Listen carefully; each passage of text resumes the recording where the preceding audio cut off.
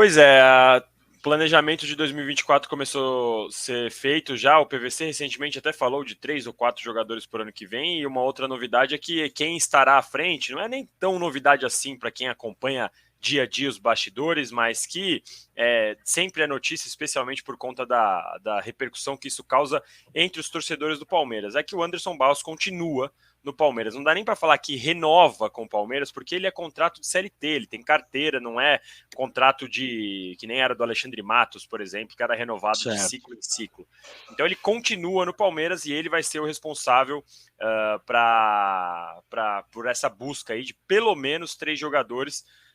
Já se fala até que de repente pode buscar 4 jogadores. Daqui a pouco a gente vai ter até novidade com o André Hernan sobre um possível alvo já.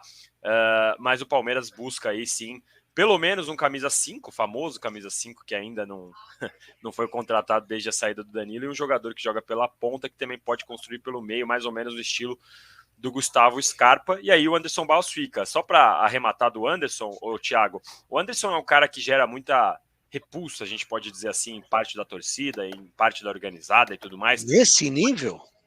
Muito pela imagem de não ter conseguido contratar nessa última janela, né? De, todo mundo contratou, o Palmeiras não. Mas internamente, essa imagem é exatamente a oposta. Lá dentro do Palmeiras, ele é muito amado pela Leila Pereira e muito respeitado pelo Abel Ferreira. Claro que eles têm os embates dele ali diários, dia a dia, coisas normais. O próprio Anderson já deu entrevista para o PVC falando sobre isso, de embates normais, porque tenta contratar, não consegue, indica um nome que não está possível, que ultrapassa o limite financeiro, mas eles se dão muito bem. E lá dentro o Anderson é muito, mas muito, muito respeitado. Então isso é o que segura o trabalho dele, é isso que faz ele continuar e já estar planejando o Palmeiras de 2024.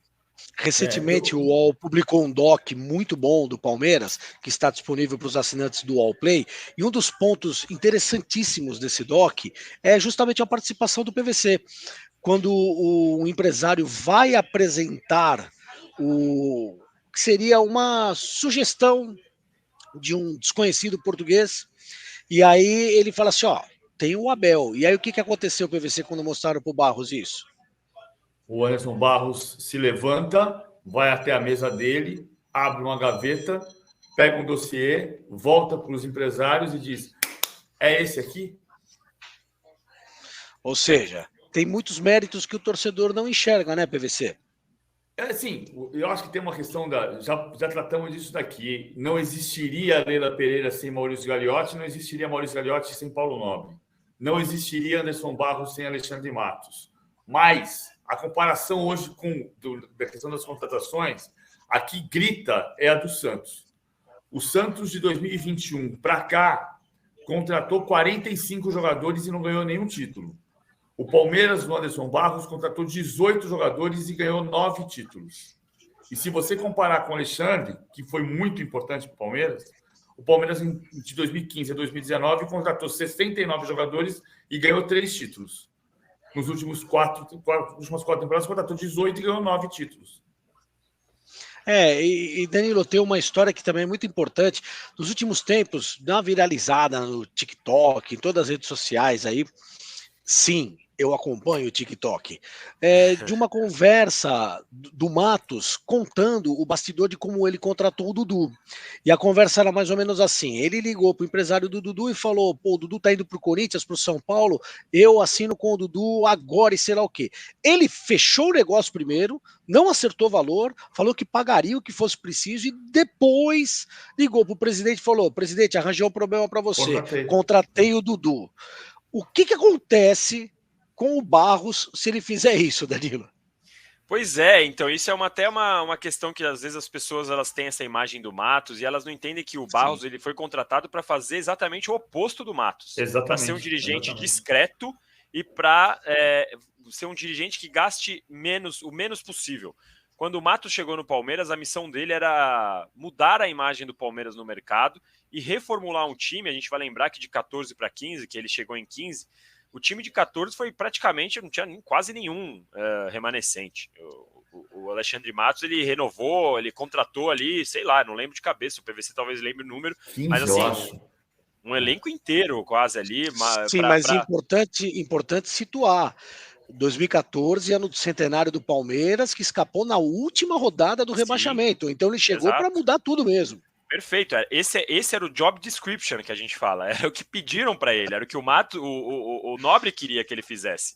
O Barros, quando ele é contratado, o Gagliotti contrata ele para fazer o oposto. Fala, olha, eu preciso de um dirigente discreto. A gente vai lembrar que o Matos era o Mitos, o Matos era o cara que fazia propaganda do sócio-torcedor.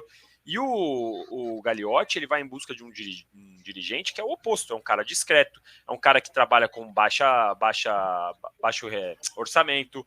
Ele trabalhou no Botafogo, no Vasco, times que estavam em crise até então, que tinham um baixo poder de compra. E o Barros é um cara que foi muito usado ali internamente para resolver conflitos internos de vestiário. A gente está vendo aí o Braz, né? Eu acompanhei o programa com vocês agora antes da minha entrada, vocês ficaram discutindo todos esses problemas do Braz. Sabe quando a gente vai ver o Anderson Barros reagindo a algum xingamento no shopping, no mercado?